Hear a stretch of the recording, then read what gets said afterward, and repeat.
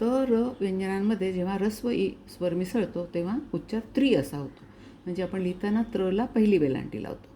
त्रिफळा म्हणजे हिरडा, बेहडा आणि आवळा तिघांचं चूर्ण करून त्याचा औषधी उपयोग करतो, त्याला म्हणतात त्या चूर्णाला त्रिफळा. हिरडा, बेहडा, आवळ काठी त्याची करावी भूकटी, ती घेता उठाउठी कार्य सिद्धीस जाईल, अशी एक म्हण आहे. म्हणजे पोट साफ होईल.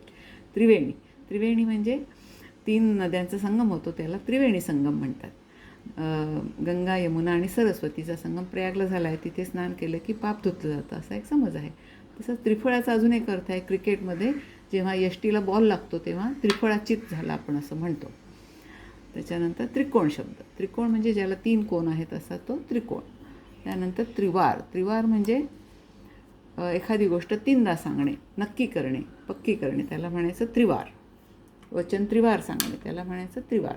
त्रिखंड म्हणजे मृत्यूलोक, स्वर्गलोक आणि पाताळलोक, ते त्रिखंड. त्रिकाल म्हणजे सकाळ, दुपार, संध्याकाळ असे दिवसाचे 3 काळ किंवा भूतकाळ, वर्तमान काळ आणि भविष्यकाळ असाही त्रिकालचा अर्थ होतो. त्रिकाल आणि त्रिकाळचा अर्थ एकच. त्रिखंडानंतर अजून एक शब्द आपण बघू, त्रिशंकू. त्रिशंकू म्हणजे एखादी गोष्ट कुठल्याच बाजूला न जाणे, ह्या बाजूला नाही त्या बाजूलाही नाही, धड इकडे नाही धड तिकडे नाही, मधल्या मध्ये लटकला, ती त्रिशंकू अवस्था.